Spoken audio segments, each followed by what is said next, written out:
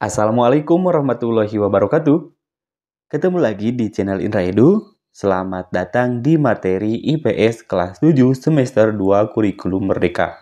Adapun materi yang akan kita bahas di pertemuan kali ini yaitu tema 3, potensi ekonomi lingkungan. Subpembahasannya itu adalah bagian A, perubahan potensi sumber daya alam. Seperti biasa, sebelum kita melanjutkan kepada pembahasan, mari subscribe terlebih dahulu, like, komen, dan boleh share kepada teman-teman sekelasnya ataupun yang beda sekolahnya, seangkatan kelas 7, supaya kita semua bisa menebar manfaat yang lebih banyak lagi. Adapun tujuan pembelajarannya, yang pertama, menjelaskan potensi sumber daya alam. Yang kedua, peserta didik itu dapat mengidentifikasi faktor yang menyebabkan perubahan potensi sumber daya alam. Mari kita bahas pembelajarannya. Yang pertama, potensi sumber daya alam di Indonesia. Sumber daya alam merupakan segala sesuatu yang terdapat di permukaan bumi serta dapat dimanfaatkan oleh manusia untuk memenuhi kebutuhan hidupnya. Nah, berdasarkan kelestariannya, sumber daya alam itu dapat dibedakan menjadi dua. Yang pertama ada sumber daya alam terbarukan. Yang kedua, sumber daya alam yang tidak terbarukan. Nah, sumber daya alam yang terbarukan adalah sumber daya yang bisa digunakan secara terus-menerus dan tidak akan habis. Sumber daya alam yang dapat diperbaharui misalnya tanah, air, dan juga hutan. Sumber daya yang tidak terbarukan adalah sumber daya yang akan habis jika digunakan secara terus-menerus. Sedangkan sumber daya alam yang tidak dapat diperbaharui, misalnya itu gas, minyak bumi, timah, dan juga batu bara. Nah, contoh sumber daya alam yang terbarukan, sumber daya ini tentunya ramah lingkungan dan tidak mencemari. Ada matahari, angin, air. Kita bisa memakai energi matahari untuk menghasilkan listrik menggunakan panel surya. Dari angin, kita dapat memanfaatkan sebagai kincir angin bisa mengubah angin menjadi listrik. Yang berikutnya, dari air dari sungai atau bendungan bisa menghasilkan listrik lewat pembangkit listrik tenaga air atau PLTA.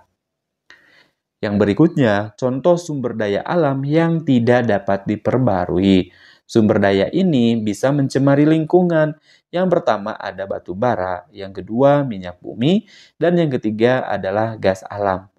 Nah, batu bara dipakai untuk menghasilkan listrik, tetapi jika habis tidak bisa diisi ulang. Yang kedua contohnya itu adalah minyak bumi. Minyak bumi dapat dipakai untuk bahan bakar kendaraan dan juga mesin. Yang ketiga, gas alam.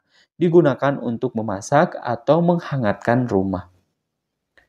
Nah, berikut ini merupakan potensi sumber daya alam di Indonesia yang dibagi menjadi 3, yaitu sumber daya alam hutan, yang kedua sumber daya alam tambang, yang ketiga sumber daya alam kemaritiman. Mari kita bahas satu persatu. Yang pertama, sumber daya alam hutan. Nah, sumber daya alam hutan telah memberikan peranan yang signifikan dalam mendukung pembangunan ekonomi Indonesia. Adapun fungsi kawasan hutan Indonesia dapat diklasifikasikan menjadi 3. Yang pertama, hutan produksi. Kawasan hutan yang dimanfaatkan untuk menghasilkan bahan baku produksi. Fungsi ekonomi hutan, produksi dapat memberikan manfaat optimal bagi masyarakat seperti memanfaatkan semua potensi yang terdapat di dalam hutan, produksi seperti kayu dan juga rotan.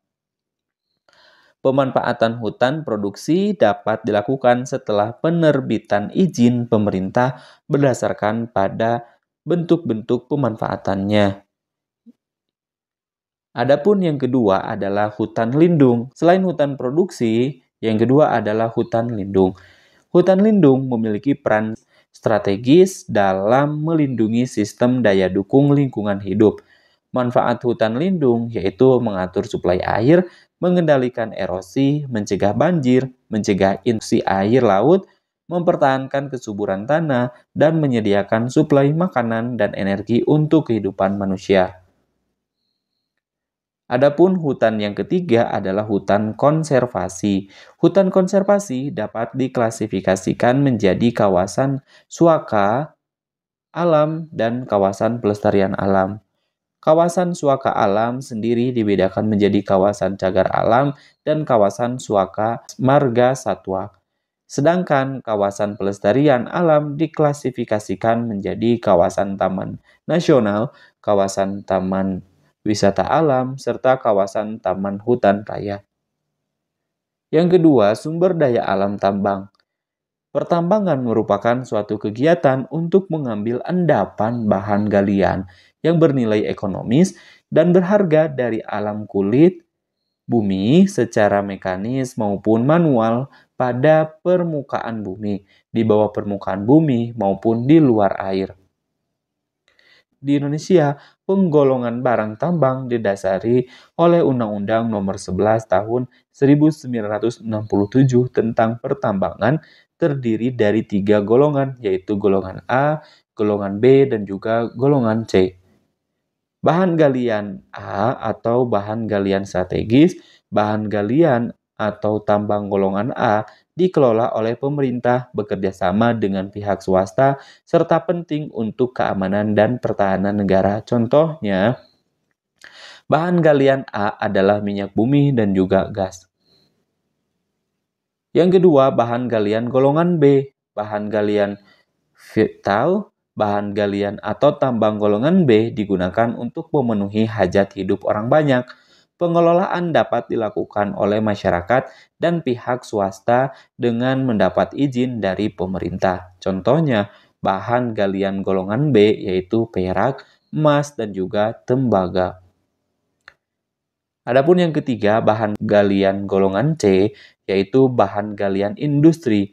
Bahan galian atau tambang golongan C merupakan bahan tambang yang digunakan dalam kegiatan industri dan secara tidak langsung mempengaruhi hajat hidup masyarakat. Bahan galian ini dikelola oleh masyarakat.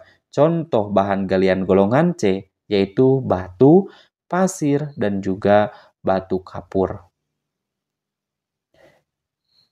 Nah, Indonesia memiliki potensi tambang yang sangat besar, seperti minyak bumi, batu bara, dan juga gas bumi. Proses pembentukan barang tambang ini tentunya membutuhkan waktu yang sangat lama. Berikut merupakan penjabaran dari sumber daya tambang batu bara, minyak bumi, dan juga gas bumi. Yang pertama, batu bara. Batu bara banyak mengandung unsur-unsur organik. Proses terbentuknya batu bara bermula dari endapan tumbuhan yang mendapat pengaruh suhu dan juga pengaruh tekanan secara terus-menerus dalam waktu yang sangat lama hingga jutaan tahun. Yang kedua yaitu minyak dan gas bumi. Minyak dan gas bumi terbentuk dari endapan tumbuhan dan juga hewan yang mati selama jutaan tahun. Pemanfaatan sumber daya tambang di Indonesia harus mengikuti aturan yang ada. Kegiatan pertambangan dapat dilakukan setelah melalui berbagai tahapan yang meliputi prospeksi, eksplorasi, eksploitasi, dan juga pengolahan. Yang berikutnya yaitu sumber daya alam kemaritiman. Laut Indonesia juga menyimpan potensi kekayaan yang besar. Apabila dimanfaatkan dengan optimal dapat memberikan manfaat bagi kesejahteraan rakyat. Berikut merupakan potensi sumber daya kelautan. Yang pertama adalah perikanan. Perikanan merupakan segala usaha penangkapan ikan serta pengelolaan sampai pada pemasaran hasilnya.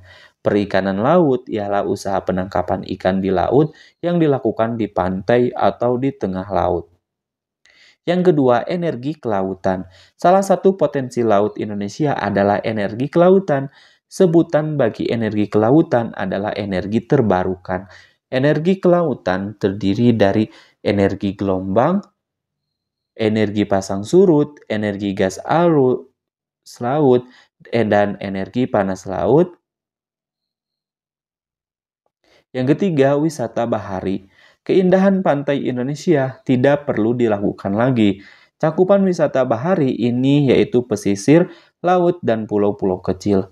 Adapun aktivitas wisata bahari yang dapat dilakukan adalah berjemur, berenang, olahraga air seperti snorkeling, diving, atau menyelam, memancing, dan juga fotografi bawah laut. Yang kedua, penyebab perubahan potensi sumber daya alam. Pemanfaatan sumber daya alam secara terus-menerus dapat menurunkan daya dukung lingkungan terhadap kehidupan. Seiring berjalannya waktu, potensi sumber daya alam dapat mengalami perubahan yang berkaitan dengan masalah lingkungan. Yang pertama adalah populasi manusia semakin bertambah, maka juga selain semakin bertambah, ada peningkatan konsumsi. Yang berikutnya adalah sumber daya alam. Eksploitasi sumber daya alam secara berlebihan. Lalu, pemikiran mengenai teknologi yang dapat memecahkan segala masalah.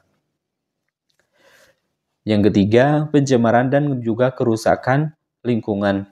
Nah, penyebab perubahan potensi sumber daya alam yang ketiga itu terjadi perubahan potensi sumber daya alam.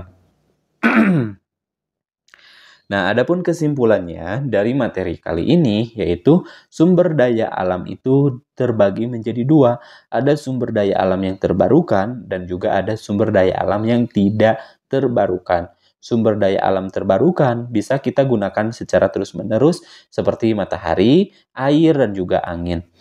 Yang berikutnya, sumber daya tidak terbarukan seperti batu bara dan minyak bisa habis jika dipakai terus-menerus. Kita harus menjaga bumi dengan hemat energi dan memanfaatkan sumber daya alam yang terbarukan. Terima kasih, sampai jumpa di video pembelajaran berikutnya. Semoga bermanfaat. Kami akhiri. Assalamualaikum warahmatullahi wabarakatuh.